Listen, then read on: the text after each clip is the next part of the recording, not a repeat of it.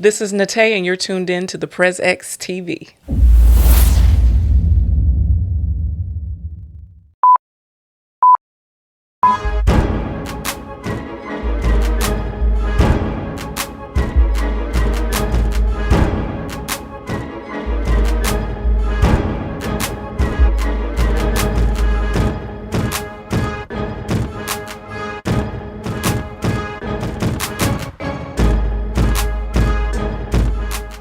What's going on, y'all? Welcome to another episode of the Presidential Executive. This your boy over here, JB, the exec. This is my brethren over here, El Presidente Rag.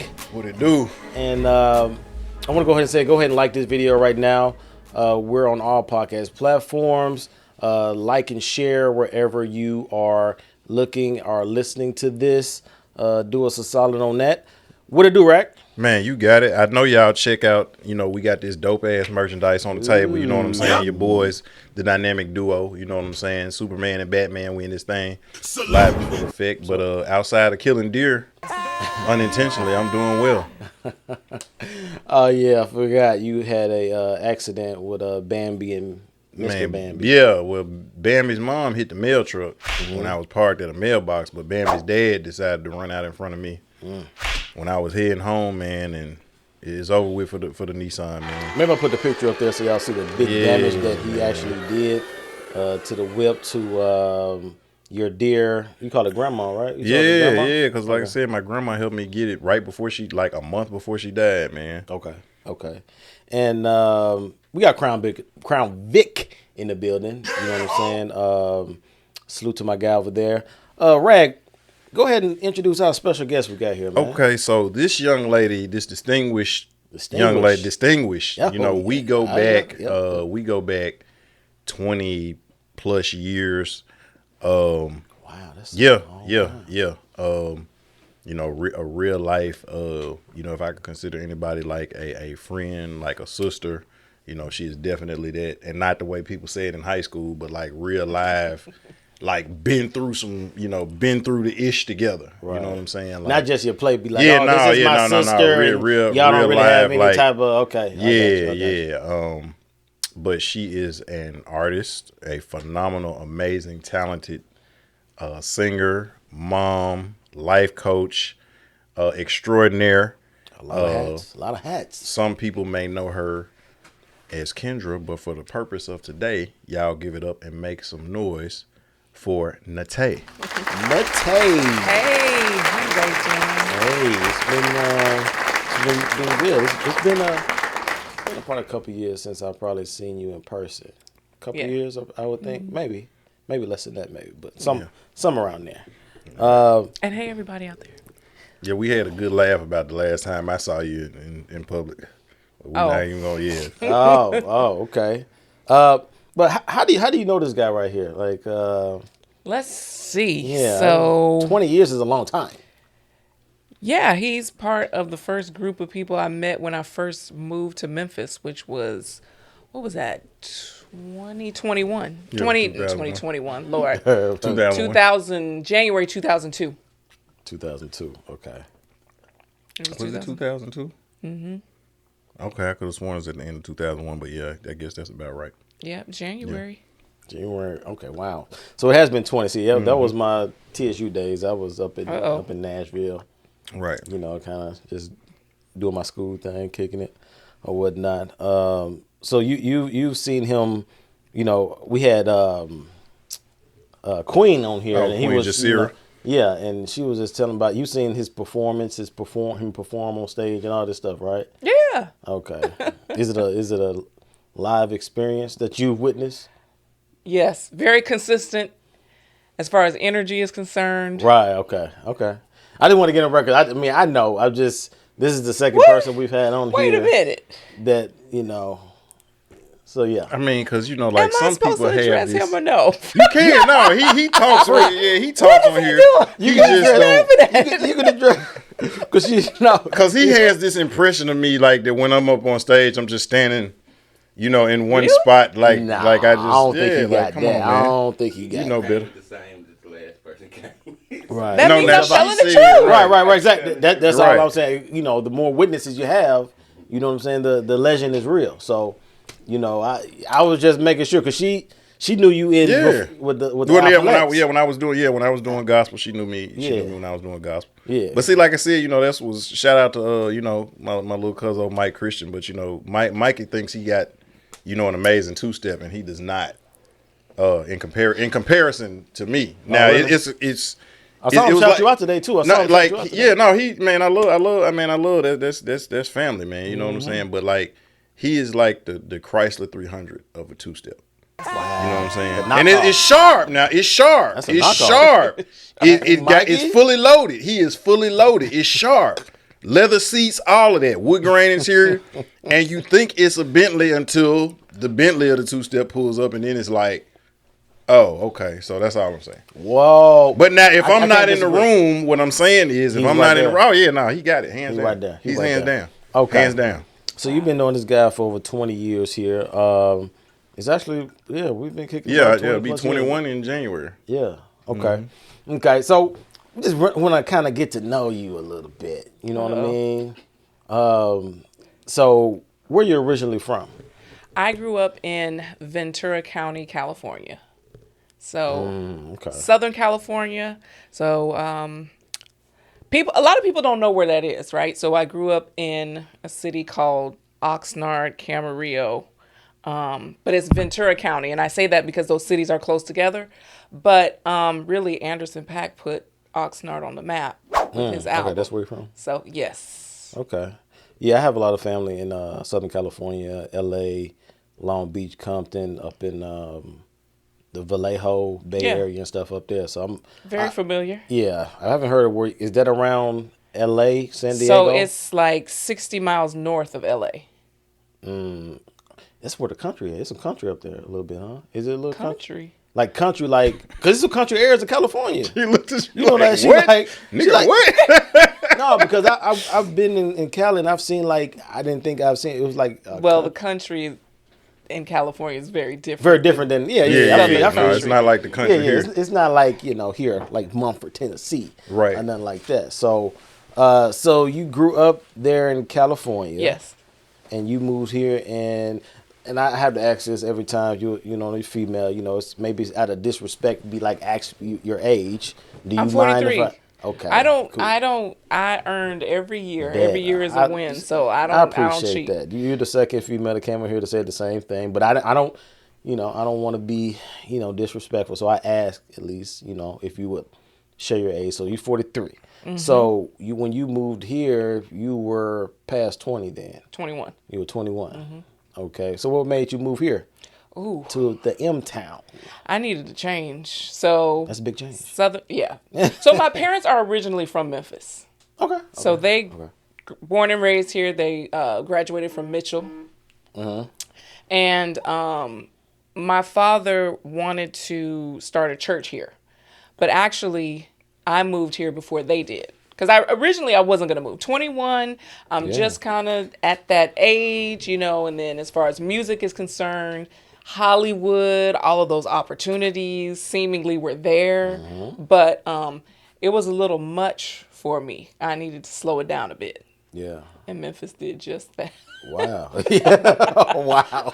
Yeah. Because that's usually the move. Because I went to TSU, and I think I'll introduce you to my homie I went to TSU with, and she went from Memphis to Cali to chase her. She was actress, actor, and she's still out there doing that. So yeah, that's interesting that you at 21, which is probably like your prime, I guess, age wise, that you would actually probably want to stay out there in Hollywood or LA and stuff, and you came to Memphis. I think it would have ate me alive, to be honest with you, because at that age I had an identity crisis, not crisis, but just an identity issue. I didn't really know who I was. So I could easily be swayed any kind of way, which is why I didn't go to college. I wasn't ready for college, so, I think it would have ate me alive because I wasn't confident in who I was. And I was about to ask you to expound upon that. So you saying you basically, you were like kind of insecure about your talent, yourself, your looks, your... All of the above. So just to kind of take it back. So I grew up, my mother and father, they're still married, 52 years married. I have 3 older brothers. I'm the youngest. So, being the youngest, I always, how do I explain it? I always was a title or a task or a position. Like, I was always introduced as so-and-so's sister, Yeah. or this is my pastor's daughter, or Right. this is, I get and it. I struggled with that. Where we grew up, the town that we grew up in, Camarillo, was more of a white town at the time. My parents worked very hard. My father was always working 2, 3 jobs to make sure we had, the best of life. I had the greatest childhood. I wish I can go back sometimes, but because of that, me being the only black in most situations, so I struggled there because I was the only black. Everybody was picking on me, wanted to ask me questions. When they read that one paragraph in the history book about slavery, it was always, turn around and look. And, so it was awkward. I didn't know how to handle that. So the other side of that is when we went to church in the other city that had more black, I was kind of shunned for being whitewashed. Yeah. So I Why do you was talk like that? yeah. So I was excluded kind of, at school, excluded kind of at church. I would fit in here and there, but I never really found my place in my footing, so I struggled from childhood into my, early adulthood with who I was. I was always trying to be somebody else, always trying to do things to fit in because I always felt like I wasn't accepted. So you the youngest too. Like, did you have issues with that? Now, when she brought up as far as like introduce, oh, you Prentice Brown's son, that's Mary Brown youngest boy, that's Zarina's little brother, that's Rodney. So I get that, I got a lot of that. It didn't really, I guess it didn't really bother me to that degree. But I get what you're saying on that because I got the same little vibe as far as, oh, you, for a long time, especially in the church, Yeah. You Prentice Brown boy, it's no name. Oh, you Mary's son, or Rodney. You know what I'm Crown saying? shaking his head. Crown the youngest Crown, too. no. That's the epitome of my. Yep, exactly. You should know. Yep, you should know too. Minister Faye. Oh yeah, that's what's your name again? Yeah. Oh yeah. Yeah, as soon as they hear his last name. Right. Yeah. Exactly. So yeah, I could totally get that and how now obviously being in Memphis, we didn't have an issue being around too many white people. You know what I mean? Where we grew up kind of in Raleigh, which at that point it was kind of mid-grade. We had maybe 2 or 3 white neighbors living on Twin Mud up there, but for the most part, it was just a bunch of us, and the Memphis culture, we check a lot. You know what I mean? So I've heard people, have feel some type of way because they couldn't defend themselves in checking, and so they felt a certain way about their self-esteem. I done heard that. But growing up with 2 older brothers, you learn to get tough skin and how to, be quick on your feet and get back and stuff like that. So I can see that. I can see that. I feel on the whole, I guess, whitewashing thing because, when we moved, like I moved from Memphis when I was 1. Yeah. So we go from Tennessee to Alabama to Maryland DC, to yeah. Virginia, back here, and then we're back in South Memphis. You know what I'm saying? Back in the garden. Yeah. And it's like, you talk like a white boy. You know what I'm saying? And so it's like, again, like when you're around, when I was in 4th grade, I went to Yale Herald. So like it was 3 black people in my class. It was like 30 people, 27 of them was white. So like how she said, like I'm shunned because, and then I know all the answers. You know what I'm saying? So like the teacher didn't like me. You know what I'm saying? And so then, but I come back to the neighborhood and it's like, nigga, why you talk like that? You trying to be white? Like, no, I just because I know how to pronounce my words and I don't put an R in pickle or milk. Right. Doesn't mean that I'm. I ain't said. Yeah, man. You That's know how real. nigga, like That was I don't my cousin. say That was my cousin, yeah. when I say ST words, I don't add a K in there. It's not screet or strawberry, But you said now I almost have to say stop the cap because she said she was insecure about her looks.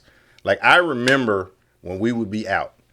I can't tell you. Look at how he shake. He knows. I can't tell you how many because verification. And she may have been insecure, but like you could not too much tell because like you talking it about was when like, she first moved here when you met her? no, when Okay. because she like not only did again being an artist that like that was the gift, but like the merchandise, as y'all can see, available soon. But she would like be one of the people that would be at the table. Yeah. You know what I'm saying? And so like we would meet like a lot of big artists, in that industry, and like, man, everybody, man, what's up with her, man? Who's that, man? And I mean, we would defend, we would defend our people. So like, you know me, I'm running around. I got 3 knives on me at all times. I got a baseball bat, and I'm rapping for the Lord. Right. Try me. Yeah. You know what I'm saying? Like I will cuss you, and then we'll pray for your healing afterwards. But like, so I don't know. This is a revelation to me because she was the type of person like she had it going on and she knew she had it going on. Well, or else she was fronting. you probably masked. You gotta clear that up. What you had? You gotta clear that up. You masked it well. You got to clear that up. I learned it as a child. Yeah. So masking was very easy. Right. I mean, my high school class. Okay, so you remember the show Beverly Hills 90210. Mm-hmm. That's exactly what my high school was like. So out of a class of probably like 800 or so, there wasn't 5 black people. There wasn't 5 black people. So less than 5. Wow. And I was probably the only 100% black person. Now, did the white people at your school, were they kind of, had a liking to you or kind of? Yeah, I got along with everybody. Right. I actually was a homecoming queen. Okay. Yeah. Voted the whole. nominated and voted as I was a first. So I made Black history there. Okay. So it wasn't something you run for. It's like, what? No, I'm just looking. You see, he looking too. He got the same look. What do you mean? I'm insecure. Like, first of all, right? And you won the No, homecoming but that queen. wasn't. You know what? The interesting thing about that was I was super shocked because it's not something that you run for or you campaign for. It's just something that the people, they just vote. Now the question is with that, like, you think it was because I know she's kind of one of the only black people in the school, so let's kind of. Hey, it could have been. You know what I mean? I'm just saying like the vibe of it as far as that you. No, I mean I was super shocked. But I hung around with everyone because remember, I'm trying to fit in everywhere. Yeah. So I was a cheerleader. I hung out with the jocks, knew the jocks, knew the misfits, right? So yeah. I got along with everybody. Okay. So Bart, when you came here, just from their perception, because clearly they remember you when you first came here, and so, but it was a lot of stuff. Always been a stylish person. I'm talking about the song? You can still be Fancy. The outfit. Man, hair done, nails done, everything Lord. did. Like, as a matter of fact, and this is not, and But this you ain't still no, had that. It still kind of be. But and this is no shade to Indeed. none of the other people. But when she came, she was one of those people. Like, it made everybody else step their game up. Because like, no, I did. Am I lying, Cram? Because like some people would come, like they come with their little bandanas on, you know what I'm saying? Like, oh, we chilling or whatever. We ain't got no show going on today. And then she came, and it was like after she came, like everybody started, like you started seeing silk presses. You know what I'm saying? People who had never put a perm to their head, like was straightening their hair out. People got to go get nails and feet done. Like, it was like she was one of those people. We had a couple of them that, young ladies that like made everybody step their game up. And it was like, and at the time, like, my crazy self, like I'm just so focused on, the passion of the Christ. It was like, okay, like I know these people got it going on, but my mentality. And so you saying you didn't notice it? No, I did, but I'm saying like I was more on that protective, like, you know what I'm saying? Like, nah, we can't let nobody, do nothing. We got to look out for our folks type thing. You know what I'm saying? Okay. You noticed the beauty. Yeah, no, like, yeah. So, so we like, already knew, like, when them dudes was trying to holler, like, we already knew why they was trying to holler. Right. Okay. You know what I'm saying? So he's like, oh man, I just want to say, we really like what you did. And she didn't even sing, and like dudes trying to rap like we like what you doing. Like, nigga, you ain't buy a CD from the table. What you mean you like what she doing? That weak ass game. Get out of here with that. I want to get into that a little Like, later. man, Actually, we know what you're trying to do, and it's not working. So how long you been singing? Like, has that always been like your Oh passion? yeah, singing has always been a passion. I was the annoying little sister who sung every commercial, every jingle, every song on the radio, gospel or R&B. You Right. know, it doesn't matter. I got on my brother's nerves with that. To this day, they still talk about it. But I was born and raised in the church, you know, so I had that foundation. But I always had just kind of a drawing to just a feel of R&B. Was it what kind of a church was it? Non-denominational, Kojic, or? So the church that I grew up in California, my father was not the pastor of that church, but it was Baptist. Baptist. Okay. Okay. Yeah, the church he started here is non-denominational. Okay. Okay. And what's your pop's name? You mind saying? Wesley Nathaniel. Okay. Okay. Okay. I'm not And the familiar singer with runs in her family. that. Okay, Because when I was going to church in the Mound, the common shout out to Pastor B. You know, he said he wants to get on here too. Broderick. Yeah, Broderick. Okay, Yep. okay, But Imani used to sing all the time, you know, at the That's church. my niece. Oh, your niece. I said cousin. Your niece. But yeah, no, and I remember that's when your I niece. first saw her, I'm like, dang, she looked just like Kendra. And I had no idea. Then when I heard her name, Imani and the thing, I'm like, they got to be related. They got to be related. And then, but yeah, that's you know her niece. But she can, I mean, killing it. So it's in the family. It's in the DNA. Okay, so it's a kind of a family thing. It wasn't like you was an anomaly, like singing. You had other people, Yes. in your circle or in your family that was, you know what I'm Right. saying, kind of into it. So now do you remember the moment or the time where you just like fell in love with singing, like whether that's an artist or a song, where you were like, I wanna do this. It was just more so watching like Whitney Houston, or we were talking about Mary J. Blige, or, you know, it was just seeing the impact, seeing how they delivered a song, how passionately they delivered a song. Like Mary J., the thing about Mary J. Blige is how much pain she sings with. Like, I think she gets the rap for not having the best vocal ability, but it doesn't matter to me. Right. She could tell a story through a song, you know, and there was something super powerful to me about that. And just being around music, you know, my father sings, you know. Oh, pop sing too, huh? Yeah, so just being around it all the time, being around it in church, you know, my father's best friend was the minister of music, you know, at the church. So just watching them engage and all of that, you know, it was just like, it's something I want to do. It was a natural thing. Yeah. It was a natural thing. Now you going from being an artist, he was telling me that you a vocalist as well. Did you say something? What you mean? I know when I say vocalist, that's like the details of singing. I guess like with the octaves and all that stuff. So I'm not sure if that's, you know what I'm saying? So I guess like when you say artist a lot of times just means like you're a performer. You know what I'm saying? Yeah. And so, but it's also like you can not necessarily. That's kind of a broad term. But when you say vocalist, Artist it's like she can. I see what You know what I'm saying. saying? Like so. Okay. Yeah, like she don't necessarily need a song. She don't need a beat. She don't need a hook. She can just go. Right. You know, and then she probably can tell you if you're out of key, you know, as well, or like. Well, that's what I'm kind of like the yeah. details of, like when I think of somebody like singing, it's like a vocalist. I would say something like Fantasia.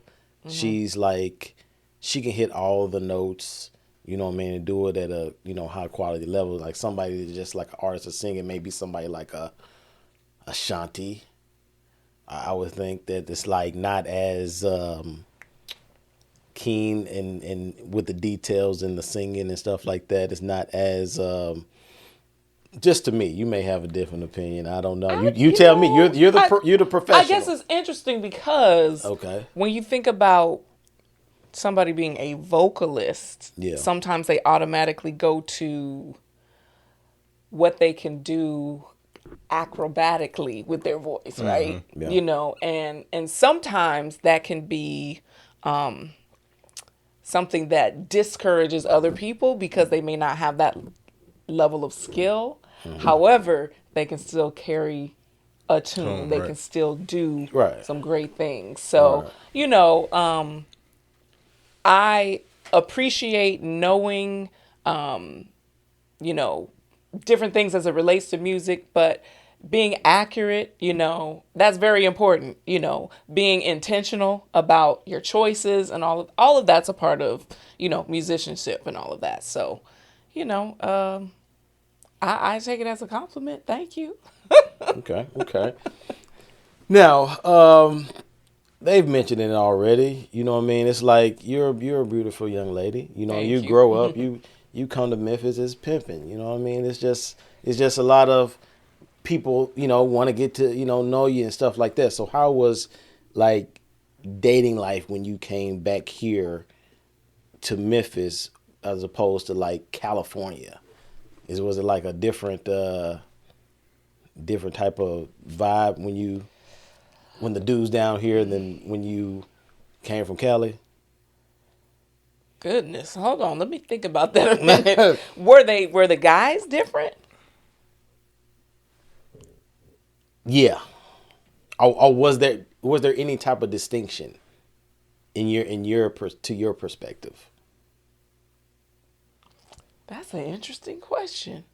I never thought about that, but to be honest with you, no. No. Okay. No, but going back to me, right? I just wasn't in the right place. Yeah.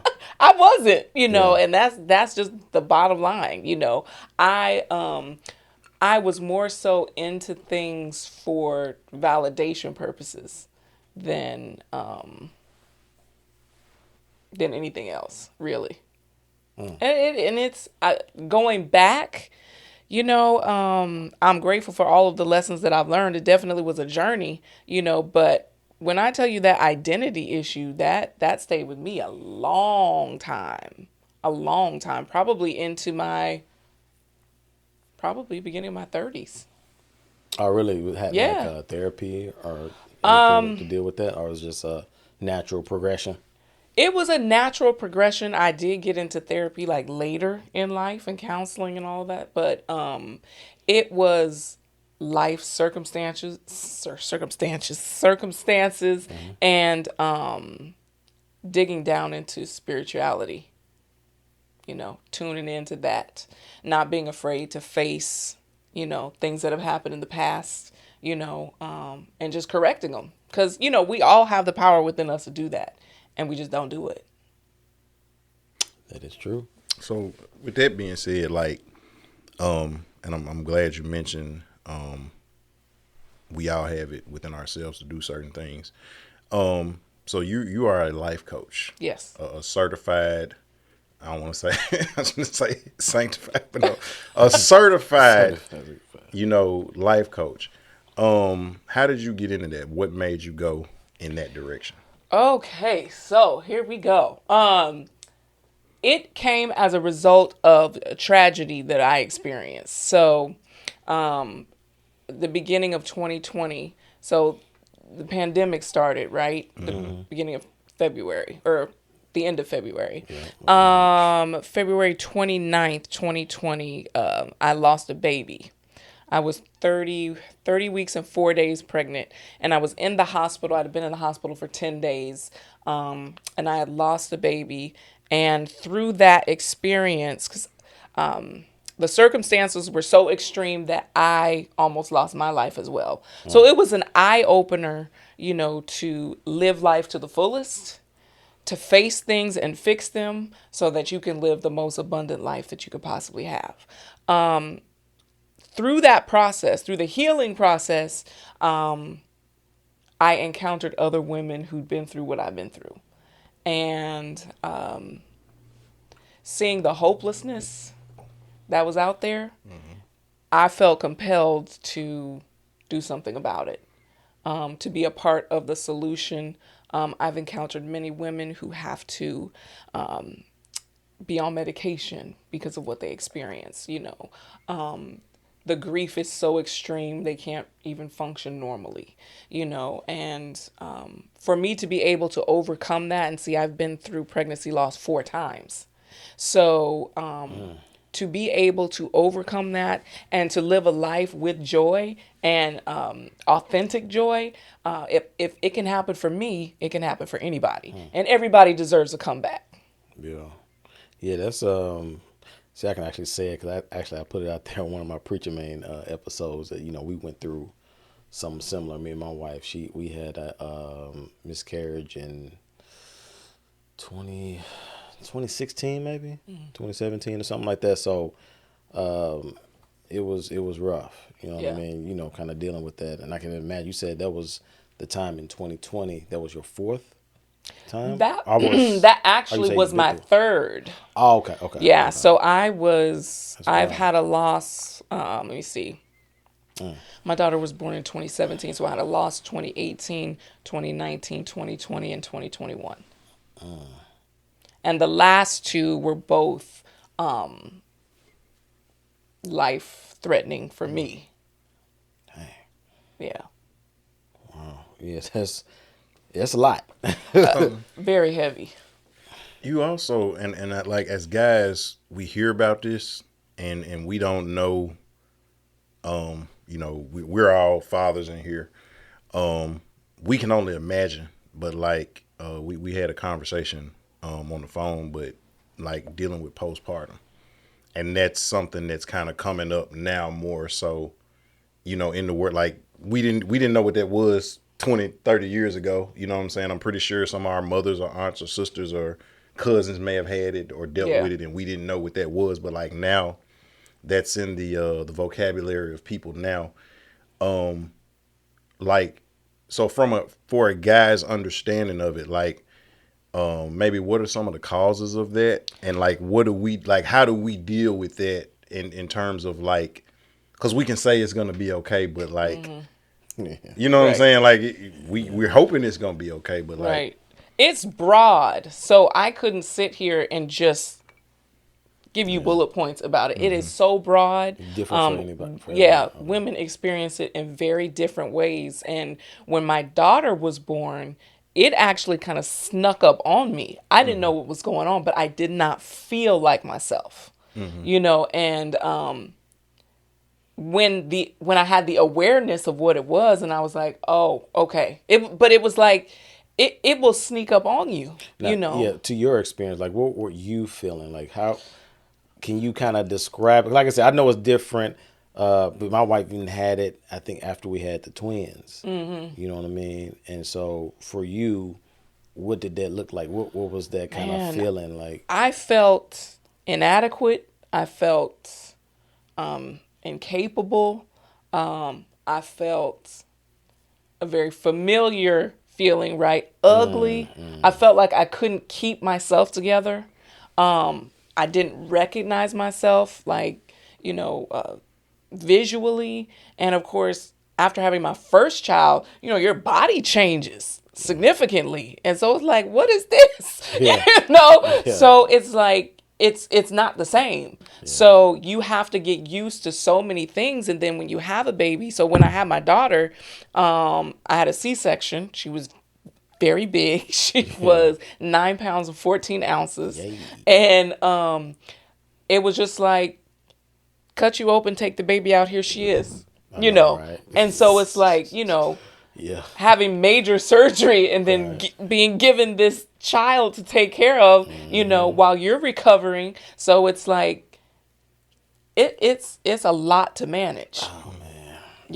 It's a lot to manage. So one of the things that I tell, like my god sister, she recently had a baby, and I told her before, she had the baby, I said, listen, be aware of how you are feeling. I said, and call me, if you need to, because this stuff will sneak up on you. I don't care how spiritual you are or whatever, it will sneak up on you. What are some things, I guess, because I know we have quite a few ladies who watch, or, sometimes complete strangers will tune in, but like for somebody who doesn't have, you in their life, or somebody like you, a mother or somebody, to kind of help coach them through it? Like, what are some things maybe that somebody could do if they were going through that? Speak to your doctor. If you have a good doctor, they will ask you about it in the follow-up. Yeah. So if you're feeling any kind of way, little off, just something's not right, talk to your doctor about it. Because they will have solutions. There is medication for it. There's, counseling. There's, all different kind of things. But definitely talk to the doctor. Now, for a guy now, that could be a heavy thing to deal with as a partner or a spouse. So what would you say to any males or spouses or something that are dealing with that with somebody that's in postpartum depression? Because like you said, for us, like, we kind of simple, you know what I'm saying? We can be like, it's going to be okay, but how many times can we say that without, you know what I mean? Like, is there anything like just, stay the hell out the way, or, you know what I'm saying? Mayor Harrison, get the hell out of my office. Right. You know what I mean? Like, what would you say? Like I said, everybody's different. Right. But what would you say as far as, like, what can a dude do? Like, I'm hopeless, I'm helpless. Like, I don't know what to do. Yeah, you would have to know your significant other, because like you said, words may not be the answer. Mm-hmm. It might be the presence, or it might be the lack of presence, So right. It depends. I would say that it is important to be attentive to her. Is she acting differently? Is she speaking differently? Yeah. Are the things she's saying out of character? Being attentive to that, finding out what you can do. You can ask, is there anything I can do to help you? Or if you know your significant other well, some of the things that she has on her plate, try doing those things, helping her out. It's helpful when you have that support that you can lean on. I, leaned on my mother for sure, because I was like, I don't know what's going on. And the thing is it shows up at different times. So my postpartum really didn't kick in until almost a year later. Mm. So it doesn't always happen in a specific time frame. All right. So that was my understanding of it. Like, I think, well, I guess I've heard like it'll be within 6 months, 6 to 8 months till after, that you give birth until that time. It don't have to come that right then, but I've never heard it coming like a year later, but that you've, educated me on that. I didn't know it can happen like a whole year later. Mm-hmm. Wow. Okay. So I guess for us guys, and I know like we've talked about this a lot because I went through something back in the 2008. Yeah. But like I was really dealing with, depression. Mm. But for men, and shout out to, my sister Roberta, because we talked about this, like that vulnerability. Hey, Roberta. Yep. I forgot Roberta. Roberta, yeah. So like, but she talked about why is it, hard for men to be vulnerable on that level. And like with us, I guess with a woman, when you're going through something, you kind of automatically get that, she's, she just had a child, or she just lost a child, or it's overwhelming for her. She's a single mom and she's got all these kids, or she's going to school and this, that. Like, you automatically get that, come here, head on my shoulder type thing. But for like a man, it's just like, nigga, get over it. Like, you get a day, like they'll give you a day, maybe the weekend, but then like, you can't just be at work every day with your head down. It's like, okay, come on, man, we need you to, or you got 4. You know what I'm saying? It's like, okay, they looking at you like they expect you to be, make it better, Dad. You know what I'm saying? And so, like, what would you say? What would your advice be to like guys? Because it's and not just in the black community. I think just men, period. It's hard for us. I mean, would you agree with that? Like, it's man. Like I said, for me, like when you said being attentive and doing that stuff, like that's stuff that I know I dropped the ball on as far as, because after the twins, this thing, we went from 2 to 4, because those are like the last 2. So it was like dang, my mind, like we've been on this rodeo before, so we just got 2, the first 2, I didn't notice that, you know what I'm saying, to that degree. So the last two, I'm just like, hey, I know it's more because, you know, you're dealing with doubles, but, you know, I wasn't paying attention as much as I probably should have been, you know what I'm saying, to certain attitudes, changes, and stuff of that nature. But like I said, I was like, you know, a deer in headlights, you know what I'm saying? I was, you know, just kind of clueless in, you know, kind of what to do, or, you know, what they say, you said, damn if you do, damn if you don't. Because if you know, I do this, you want me to do this, but then if I do that, it's still going to be, you know, kind of an issue. So I was just saying to you, like dang, like it was, because you had a spouse, correct, during this period. Okay, so if you don't mind, like going through like some of the not details, but just some of to paint a picture of some of the challenges that may have brought, you know what I mean, to that relationship. Yeah, so when my daughter was born, the challenges that we experienced was more so, Roche, what you were saying of not knowing to be vulnerable. But when we lost the baby, of course, that is when it was extremely challenging, because it's not like you have a manual on what to do when you lose a child. You know, it affects everyone differently, especially when it comes to grief. You're not on the same timetable. So I could be grieving and I'm mad at you because you're not grieving. Right. Yeah. You know, or vice versa. You're not on the same timetable, you know, and then on top of that, then we had a grieving child, which people don't consider, you know, so we have to try to manage our grief, support the other one in their grief, and then support your child in their grief as well. Man. It's a lot. It's a lot to manage. Yeah. And it's unexpected, you know, so it shows up in very, very different ways, and you're in the grieving process differently. You know, I might be in denial and you're in anger. You know, so they clash. Yeah.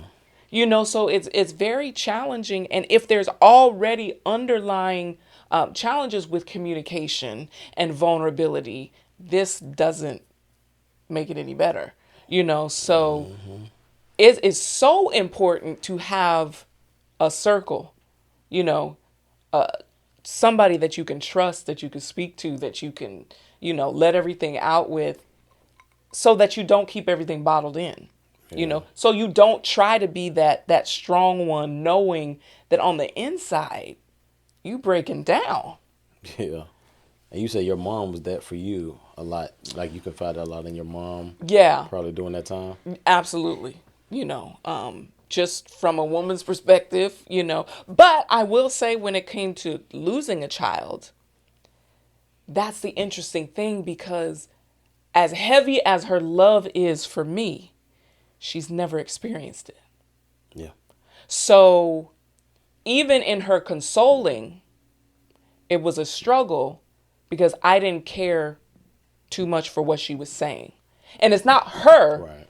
it's everyone. You know, everyone tries to say the right things, but it's the wrong thing. You know, so it becomes challenging to manage people's love for you and understand their love when they don't fully understand what you're experiencing, not mentally, not spiritually, not emotionally, not any of it. Yeah. It's a balancing act. Like, cause even with the stuff going through today, you've heard, what's that dude that commit suicide? DJ Twitch. You know, and then, you know, you see a lot of people on social media, like, you know, check on your people, check on your friends and stuff like that. But it could have been people already checking in with them, but just like that balance. Like, what, I don't want to be like, say something to you every day, kind of be overkill, but then I don't want you to feel that I'm ignoring you. Right. You know what I mean? So it's like, that's the thing. It's no manual for that. Right. You know what I mean? Because you don't, it could be some people already reaching out to him, because this is what I heard on the note. Some more information came out. He took a Uber from his house and went to the hotel. He turned off his phone, did all the other stuff, and wrote a note. You know what I mean? So if he turned off his phone, he knew people probably going to reach out to him. Maybe his wife or others knew that he may have been going through something. I mean, like, and I've talked about this before, but having, 2 family members and then one of, my close friends that committed suicide, like, it wasn't something like they was broadcasting that out. Yeah. You know what I'm saying? Like, and keep it, man, I'm not trying to be funny.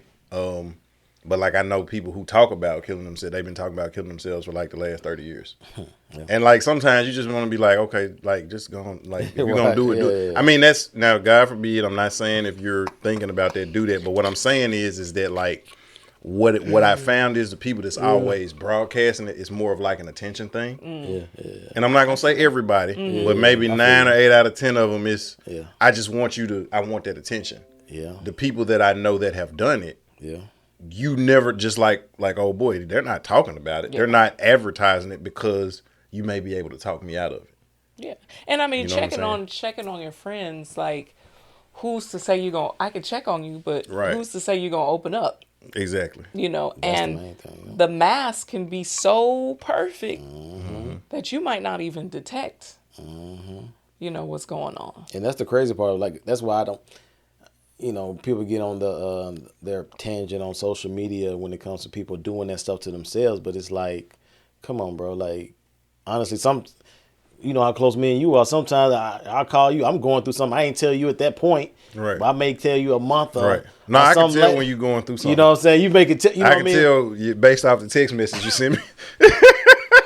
Right. If you text me in all caps, I'm like, okay, he must be going through something. So like, I ain't even going. You know what? I ain't even gonna say nothing. I'm like, let me pray for him real quick. I like let me, and then I text you back the next day, and then like, the caption's back to normal. Like, okay, he good now. But it could be, you just don't know, because some people that's not gonna open up. They don't want you, in their business, or But to your point too, like on people on Facebook, we know those attention whores that be on there, just be saying stuff just so you can comment and be like, oh, are you okay? Or, so it's. And they got, if you look at their page, they got a post every day. Yeah, exactly. That's trying to get a comment about, like, you're trying to get likes and comments. Yeah. And it kind of goes back to something you were talking about earlier, like that validation. And that's one reason, like, I watch sometimes when I get time, but like, I don't really, one reason why I kind of got out of posting, because I'm not posting for a reaction. Right. Like, and the stuff I want a reaction from, and somebody looked at my page, I was like, man, the only thing you post is your pod. That's the only post you got. Yeah. You know what I'm saying? Or occasionally, like when you're in the studio, but that's it. Like, I'm either in the studio or my podcast. Like, I'm not posting, my kids. Like, and it was a time I used to, like with Charity, I used to always post her, but it was like, I'm not trying to, like, everybody commenting, but like, some of y'all know my daughter. Right. You ain't called and asked, about her. Or like how I wanted my daughter living with me. You ain't called and say, hey man, you good? You know what I'm saying? Like, you need anything? She need anything? So it's like, man, whatever. You know what I'm saying? But yeah, I like, to your point, it's a lot of people that want attention when they post that stuff. So I mean, just from the time we've been talking, it's been like you've been through quite a bit. Oh yeah. You know what I mean?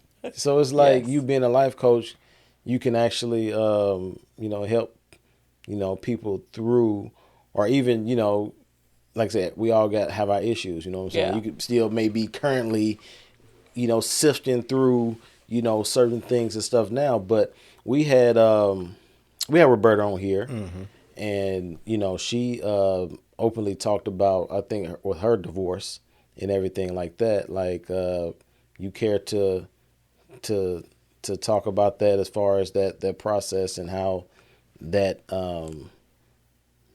had you how that had me well, just emotionally basically.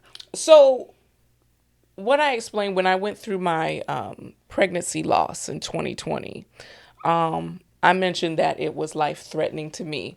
So basically, I had this condition where my body was filling up with fluid. So I was like in a size 3X and wearing my dad's shoes, basically, because my body was filling up with fluid. I had to go into the hospital for them to keep us alive. The morning of February 29th, the doctor came in and she was like, we don't know what's going to happen to who first. And shortly after that, it was time for them to monitor the baby. Like I said, I'd been in there 10 days. And the nurse came in and she put the monitor around me, but she couldn't find the heartbeat. So she raced out. She got the ultrasound tech and they came in. And I was laying there and they pressed. Mind you, I'm like 6 months looking like I'm 10 months. So stretched out, no belly button, nothing. I know I'm telling you a lot of information, but so my skin was so stretched, it was like glossy, like it had Vaseline all over it. But yet, because they're trying to find the heartbeat, they're pressing as hard as they can to try to find the heartbeat. It was the most painful experience. And so what seemed like forever, the ultrasound tech said, sorry, And when they told me that the baby had passed, it was an interesting transition because it was like, you have life. I feel like my baby heard the conversation that the doctor was having with me and decided that I should stay and she should go. That's the story that I live with, is that she gave her life for mine. And so I use that as my fuel. And I owe it to her to live life in the best possible way that I can. That means being my best self. That means facing things, demons, trauma, whatever from my past, all the things that I talked about before, that would prevent me from being my best self and living my best life. That means facing issues and situations and things that happen within the marriage. Now, what I will say when it comes to divorce, there's two people involved, right? So, there's the challenges that we experience, what I'll say, is it prevented us from functioning effectively as husband and wife. And so I can't speak on everything, Right. No, because I feel it's unfair, but because we were in partnership, they were our challenges. They weren't my challenges and his challenges. They were our challenges. Yeah. And the truth is, as hard as, we worked to resolve, we just couldn't function as husband and wife. So my divorce experience was not something that was toxic or, it was amicable. And, we communicate well. And my hope for the both of us is that we find all the healing we need. Because through this experience, what I learned about myself is it wasn't just healing from losing a child and going through that grieving process. It opened up my eyes to realize I needed to go back to that child that I told you guys about and make sure she gets healed. Because what happens is when you carry that trauma from a young age, that perspective still lives within you and makes decisions in your adult life. And so I had to address her because I don't want her making decisions anymore. So it's so important that you Address and don't allow yourself to bury memories. Memories buried alive never die. And that's what we think. So we think if we ignore them, we think if, we keep ourselves so busy that those memories don't come up, they always come up. If you don't address it and if you don't resolve it, you're going to carry it with you. And it's going to keep showing up in your life until you get the proper healing for it. So, I guess, because like you brought up how Roberta talked about her situation, and good episode for y'all, by the way. Make sure y'all go check that out from season 2. But everybody's situation is different, so I guess like when Roberta was here, her and I was the only 2 people that had dealt with that, and you and I are in a similar situation. But my situation wasn't, an amicable situation in the sense that like I wasn't going. Like I was like, nope, I'll wait till you get through, get mad or whatever. Like we gonna get through it till death do us part. Like I'm laying on the floor crying, looking crazy. And ultimately I had to come to a place of like she just didn't want to be there. Like I think even with her getting married, it was because I don't want to say obligation, but it was like, okay, this man paying my car note, he's paying my phone bill, he got me on his insurance, he's paying for putting gas in my car every week, he's entertained, like, and if I break up with him, then I'm going to have to start doing a lot of this stuff on my own. So I'd much rather keep him doing that. But then once she got into it, it was like, okay, I really don't want the other stuff. And I'll figure out how to pay for all this other stuff myself, but I don't want to have to be somebody's wife. I like, the fact that I can walk into a room and everybody looks at me when I walk into a room. Like she was still, and we were young, so that was part of it. But in Roberta's situation, it was more so how you just talked about that healing. It was some healing that she didn't know she needed. And it came out one day. And then once it came out, like it created a rift that they never were able to get past. Right.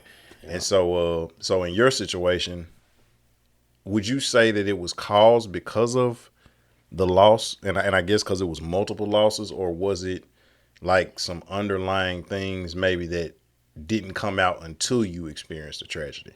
Yeah. So when you merge lives with someone, my dad would always say, you'll never understand all of your vices and issues until you get with someone, and that's true. I wouldn't say it was the cause, but it definitely illuminated, challenges for sure, and they were just, things that had to be addressed. Yeah, it's a lot to deal with, man. Like I was telling my, Boone got married in Arizona and stuff, and they had some stuff they were going through prior to, and just with anything, I got a couple single homies, and they've asked me before, is it worth it, or is it, what I'm saying, how is it, what I'm saying, or how is it going and stuff like that. And so it's like, to me, it's like they want you to kind of sell them, to a degree. But it's like, bro, at the end of the day, like you said, when you merge 2 lives together, it's not a matter of if, it's when. Yeah.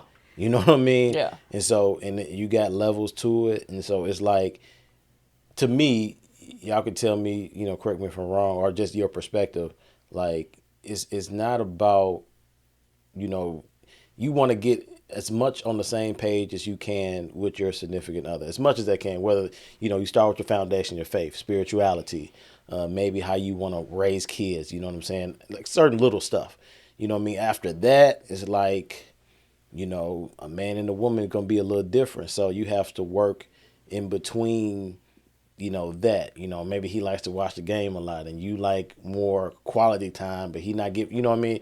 And certain things, it's like I said, it's not a matter of if, it's when. And so, I get it. Like, honestly, I probably thought differently about divorce. Maybe this was 15, 20 years ago at this point, growing up in the church and stuff, in the holiness church where we went, you know what I'm saying? It was frowned upon. It was like, you just shouldn't do it. Frowned upon it. You get a divorce. You right. Like you ain't gonna be up on the deacon board or something. Right. Like and sometimes it's like you didn't even do nothing wrong. Right. Like I was trying to stay. Like what do you mean? Right. But the perception out there. But then as you keep on living, as my dad always said, you know, OG, hey, just keep on living. You know what I mean? Just keep on living. It's hard to measure, you know, what you want against somebody else's experience. Yeah. You know, I've always said, like I mentioned, my parents have been married 52 years. I've seen what a successful marriage looks like. You know, the premarital counseling, you know, the wisdom of those that are around you. I feel, and it's my perspective, that I wouldn't say none of that matters. It definitely matters, but none of that prepares you for your own experience. Yeah. Mm-hmm. None of it. I mean, it's all wisdom, but when you when you merge lives with someone, it's like that's y'all's experience. No one else can speak to it, understands it, because it's just you two. Yeah. And you have to take it one day at a time. There has to be that open communication and that vulnerability, you know. But when someone decides that they want to get married, it can't be based on what they see in somebody else. Right. Because I found myself in a situation where my life did not match what I thought. Yeah. You know, and then you got to go to God and be like, what the hell is going on? What you is know, yeah, what is you this? know what is, you know, this doesn't match the design, you know, or what I had in mind, you know. But divorce wasn't an option till it became an option. Yeah. Like I said, my mind changed a lot just from looking at different experiences. Like I said, I don't know if my parents, when my dad passed, I think they were married for about 35, 36 years or something like that. So, you know, we grew up, I saw them having disagreements, arguments and stuff of that nature, you know what I'm saying? But you know, especially, you know, in our grandparents' day, it's, you know, I'm gonna stay, you know what I'm saying? Regardless, not, you know, looking at different other circumstances. But today, like I said, it's rough, man. It's rough because, you know, I think it's a lot of comparisons going on too. Yep. You know what I mean? I think a lot of comparisons with. Did you ever say that because of social media? Though? Yes. 100%. I mean, like, most definitely. You know, like I said, my reservation. A lot of people think, man, all them reality shows too. Yeah, you know what I mean? It's not like I don't want it, and that I'm not trying to do it. But like I hear people say like, oh, I was in a relationship with somebody for 10 years, and I'm like, okay, but you was just bad mouthing them. It's like, so when did you notice that the relationship wasn't good? Like, oh, after about a year or so, you stayed in shit for 9 years. Yeah. Like, you won't even stay in a restaurant if the biscuits they bring out are cold. Yeah. But you stay in a shitty relationship for 9 extra years. Yeah. And you ain't even married to this nigga. Like, y'all just go together. Yeah. You know what I'm saying? And it takes you 9 years to realize, like, you know what? I'm tired of putting makeup to hide these black eyes. Yeah, I think I'm gonna break up. You know, or you know what? I'm tired of walking in on him and another chick. I think I'm gonna break up. You know, or I'm tired of her being for the streets. I think I'm gonna like, for me, 6 months to a year. Mm-hmm. Why waste another 6 months? Why waste another year if I see, to your point, you said y'all got to be on the same page. Like in some cases, we ain't even in the same book. Right. So if I see that. And like I said, I want to go, but my, I guess, hesitation is because, like I said, I'm already one down. So I don't want to, you know, have niggas at a wedding and everything like that. We taking pictures and, you know, looking goofy for the camera and stuff like that. And then like 3 years later, you know, I got a Bumble page or something like that. You know what I'm saying? I got a Christian Mingle, Plenty of Fish.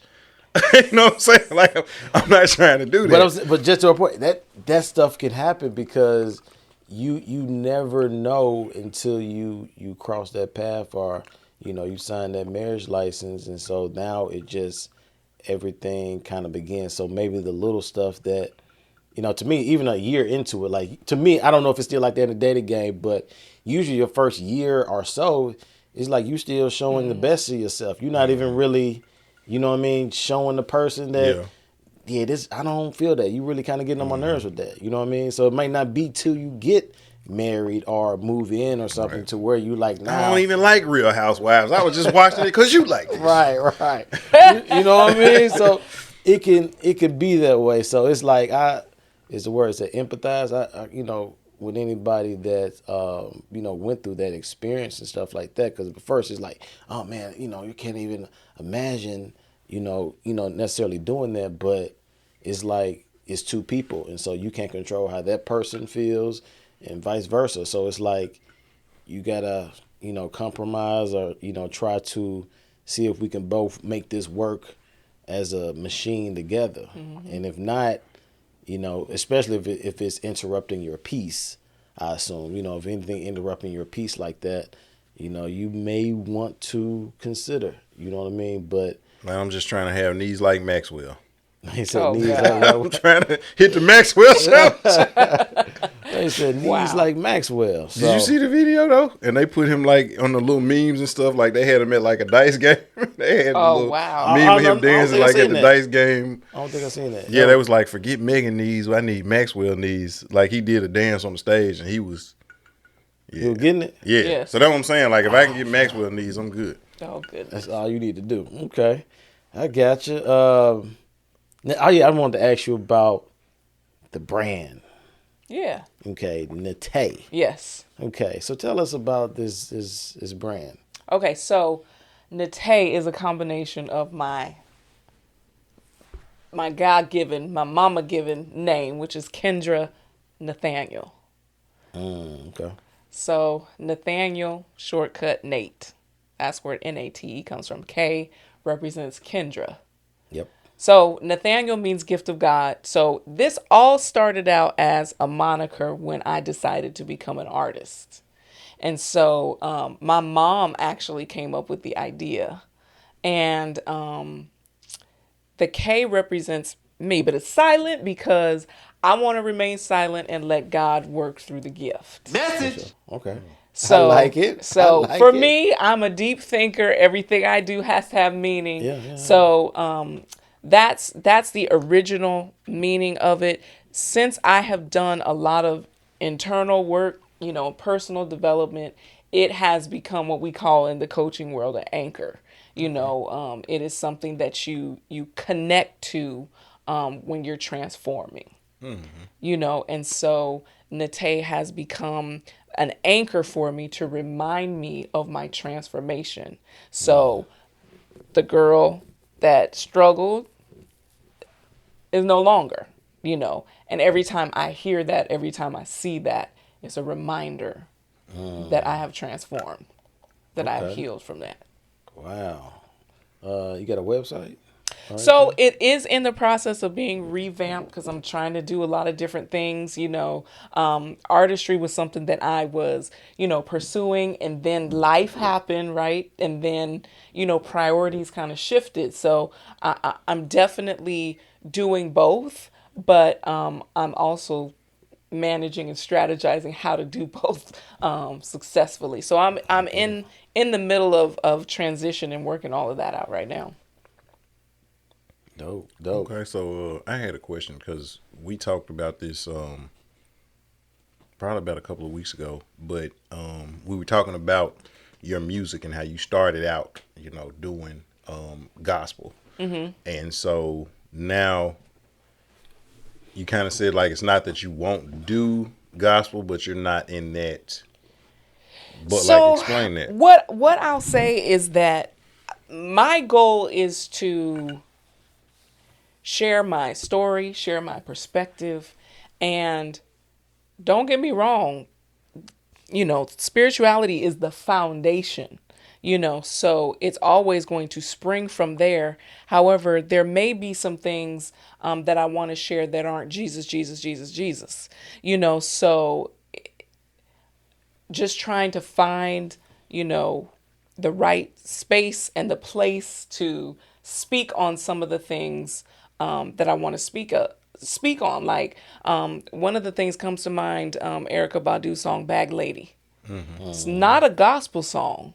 However, there is so much truth And transformation that can happen if you really listen to the lyrics, it can open up, healing if you listen to it and if you apply what she's saying, So to that aspect, I want to have the freedom, to be able to discuss the things all with a positive, vibe, right? Yeah. But there may be some things that will not be considered gospel, not because it's raunchy or ratchet content. It's not saying Jesus, Jesus, Jesus. Yeah.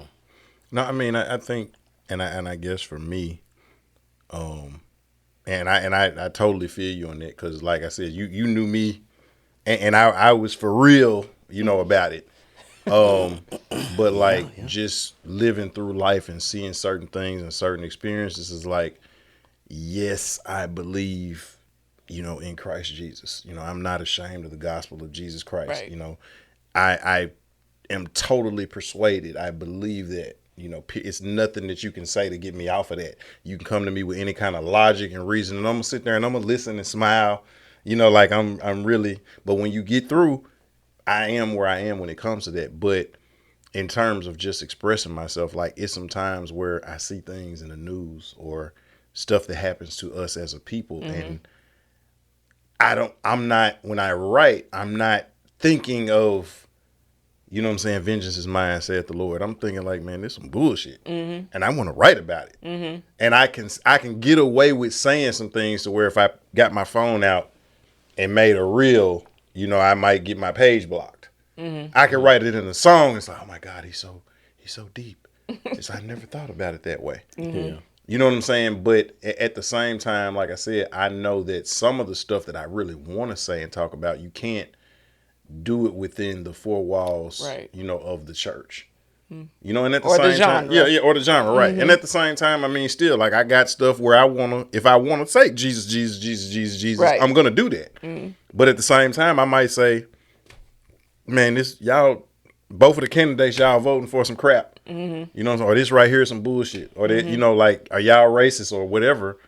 Or even talking about a bad relationship. Like sometimes you can't even do that. Right. In the genre of gospel. And so but no, I feel you on that. But I wanted to know because our last episode, shout out to Fro. He was on here, but like you got somebody who is all the way and legit with it. You know what I'm saying? Like to the point that like being known as like the Don Corleone, the godfather of it here, not because he started it, but because he took it and ran with it. Yeah. And so, but just, I guess all of us were in that same, lane. And so just, I was curious because a lot of people don't know, or just even that mental, I don't want to say struggle the right word. Yeah, I don't think it's only a struggle. It can be a challenge. I guess depends on where you're at. Like to what y'all were saying, like it can be the struggle to me can be you just know wherever your lane is at. You know what I'm saying? Like, because I think a lot of us, you look at Michael Jordan or you look at these other people or Whitney Houston and be like, dang, like, I want to do what they do, but then you got to know innately inside of you, okay, I like what they do, but dang, Lord, like, what is my lane? You know what I'm saying? Everybody got to answer that for themselves. You know what I'm saying? To where it's like, I want to, you know what I'm saying? I want to do this or do that, but what's my lane? And what I liked about Fro is like he's totally convinced of he knows his lane. And I'm sure he has other views and certain other things like that, but he know like this is my lane. I'm a roll with it. But you say y'all can tell me. I think it can be a struggle or a challenge depending on how you look at it. Just because we do have stuff that we like or we desire or we like. I dig that, you know what I'm saying? Or I can do that, or I'm talented enough to do that, but is that something like, is that what I need to be doing? You know what I'm saying? Like, I know I struggle with that. You know what I mean? Certain things I want to say or do or say it. You know what I'm Well, saying? a lot of times the struggle comes from, it's not even an internal struggle. It's an external struggle because there's so many rules that have been put in place of what you can and cannot do that you're trying to appease and please everyone and not offend people. Yeah. And at the same time, you're jeopardizing your own freedom. Yeah. And so when it comes to spirituality and when my development really took off is when I recognized and realized everything's internal. And so sometimes when even in the church sometimes, God is expressed as someone external when he's internal. He's on the inside. He's living on the inside. Yet we pray externally. But we really need to tune on the inside. We rule out our gut instinct sometime. Yeah. When that is the spirit on the inside giving us guidance.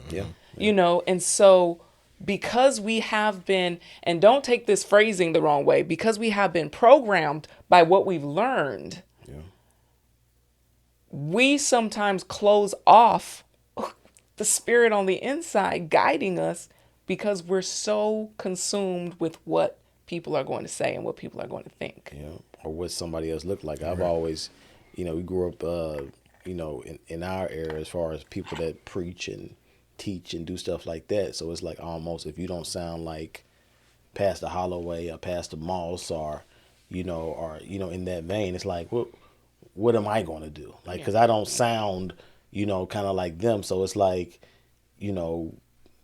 where do I fit in? Because everybody I knew that grew up and did this, they did it a certain way. You know what I mean? But, I've learned that it's not even about that, but you have to grow and experience that for yourself to see that, it ain't all about that. You know what I'm saying? You give what you give personally. Like the frustrating thing for me, and you know this from cheering, because y'all had practices and competitions. You know this from tennis, and me, didn't have a great basketball career, but playing I was like,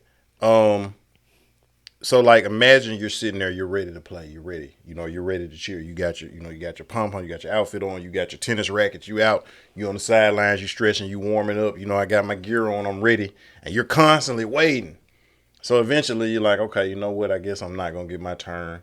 So you might put your pom poms in your bag, you put your racket up. You slowly start to get dressed. Now you're fully in your whatever clothes you got on. You got your bag on your shoulder. You ready now? Somebody like, all right, hey, come on, Kendra. Come on, hey, JB, what's up? Like at some point you be like, now imagine in that analogy, like we're talking about maybe an hour, a few minutes or whatever. But like in the process of that, I don't want to, I guess, ministry vein. We're talking about years with my gear on ready. You know what I'm saying? And I wasn't one of me. I didn't need to be the guy. Like my favorite player was Scottie Pippen. I don't have to be the guy. I'll be the guy behind the guy. I'll be the guy that gets the rebound, that passes you the ball, that gives a pep talk. When somebody else falls, hey, smack him, come on, let's go. You know what I'm saying? I'll guard the best player on the other team. Like, when we played in the league, I didn't have no problem. Like, we had them young, like, hey, I'll guard the best player on the other team, man. Y'all shoot. Right. And what I do? Locked them down. Yeah. We lost one game the whole time, like, and that was to the people who won the championship. Yeah. You know what I'm saying? Like, because I don't mind doing it, but, like, I want to get out there. And then it's like, again, it's like when you, to your point, oh, you got to sound like this person, you got to do this. Now when you're like, oh, we need your gift. Like, man, I didn't. Right. You know what I'm saying? I done got dressed. You know what I'm saying? Like, I'm waiting on my ride. I done called Pops to come pick me up. Right. Now you're like, come on, we need you. Oh, your gift is valuable. Like, my gift been valuable. Yeah. You didn't see the value in my gift. Right. So now that, like, I guess you kind of going, and see, this is the thing, like, would you, like, I don't want to say the difference, but, like, I always knew who I was. So everything I did came from, okay, maybe you don't see it this way, but everything I do is me. You know what I'm saying? So like Alpha Licks, that's me. You know what I'm saying? Like that may be a side that only some people saw, but that's me. Like Stringer the MC, like that's me. El Presidente is me. You know what I'm saying? Like it's like a two-sided coin, whichever side they flip on, but it's still me.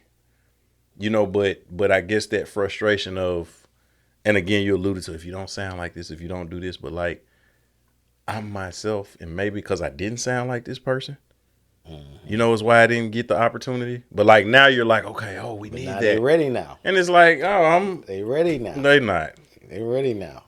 They're not. I don't believe it.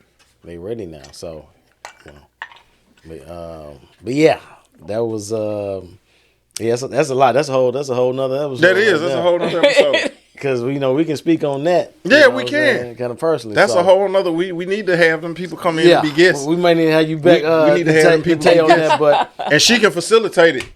Yeah, but she hard to get in touch with though. Am I? You are. Sorry about that. It's cool. It's all love. I tell you, we appreciate you coming through and Thank you for having me. You know what I'm saying? Having this convo with us. We appreciate you, and like I said, if you're open for it again, we may have to do this again to get into some other things. You know what I'm saying? Oh yeah, we just scratched the surface. Yeah, we just scratched a little bit, y'all. So, but till next time, y'all continue with that executive mindset, and most definitely keep it presidential. Salute. Arrivederci. Bow.